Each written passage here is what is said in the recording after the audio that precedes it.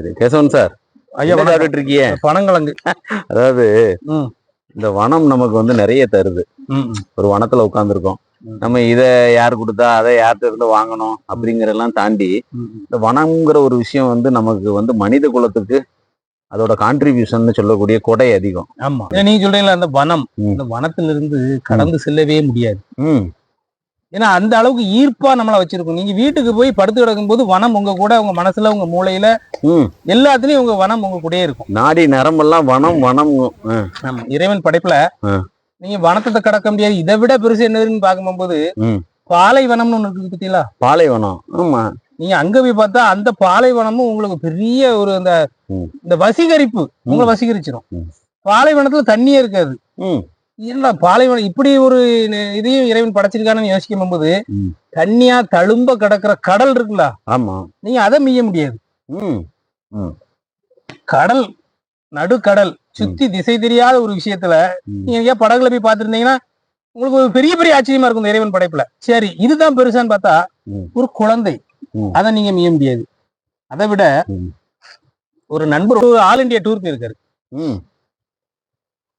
அவர் வந்து இளமை பொழுதுல உள்ள காலகட்டத்துல உள்ள இது கதையை சொல்றாரு. ஆமா, ஆல் இண்டியா டூர் போனேன். அந்த சம்பல் பள்ளத்தாக்க அந்த ரயில் கடக்கும் போகும்போது என்ன அழகு.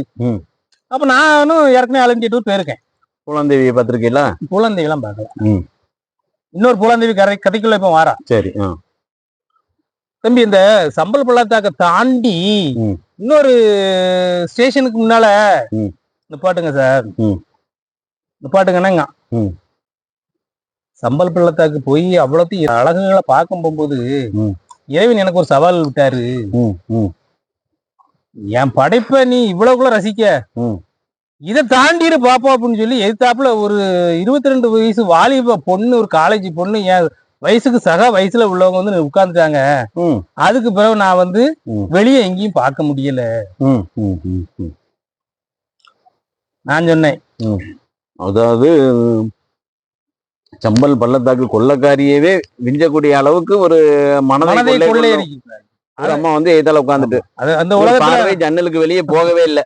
இந்த உலகத்துல நம்ம ரசிக்கிற விஷயங்கள் வந்து இந்த வனத்தை நம்ம ரசிச்சுக்கிட்டு இருக்கும் போது ஒரு சாதாரண மனுஷனை, ஒரு சாதாரண மனிதனின் சொல்ல கடக்கவே முடியாது. நீங்க யாராவது ஒருத்தர் ஒண்ணு உங்களுக்கு சொல்லிட்டு வந்து வரும்போது இந்த வனம் உள்ள அந்த சொல்லுக்குள்ள போய் அடங்கிடும், சுருண்டு அந்த சொல்லையே நினைச்சுக்கிட்டு இருக்கோம்.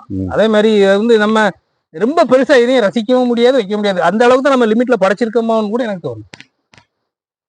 கேசவன் சார், இப்போ வரும்போது நம்ம இந்த வனத்துக்குள்ள நானும் நீங்களும் தான் வந்திருக்கோம். ஆமா, நமக்கு வந்து அப்படியே அந்த மாதிரி டைவர்ட் பண்ணி விடுற அளவுக்கு சக்திகள்லாம் ஒண்ணும் இல்லை.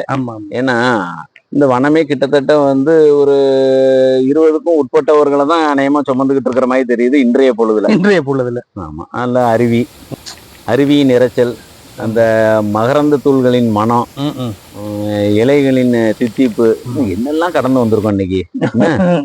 யாரும் வரல ஏத்தாப்புல, என்னால கடந்துட்டோம். அப்போ இனிமே ரயில்ல இந்த மாதிரி இதுதான் சொல்ல வந்தேன். அதாவது மகளிர் மட்டும்னு போட்டிருக்க மாதிரி ஆண்களுக்கு மட்டும் தனி பெட்டி கொடுத்தாதான் நம்ம இளைஞர்கள் வந்து, இப்ப நம்ம வந்து முதியவர்கள் ஆயிட்டோம்னா ஓரளவுக்கு அந்த இளைஞர்கள் வந்து இயற்கையை ரசிக்கக்கூடிய தன்மையை வந்து பெறுவாங்க அப்படின்னு உங்க செய்தியா நான் எடுத்துக்கிறேன் கேசவன் சார். ரைட்டு, நன்றி.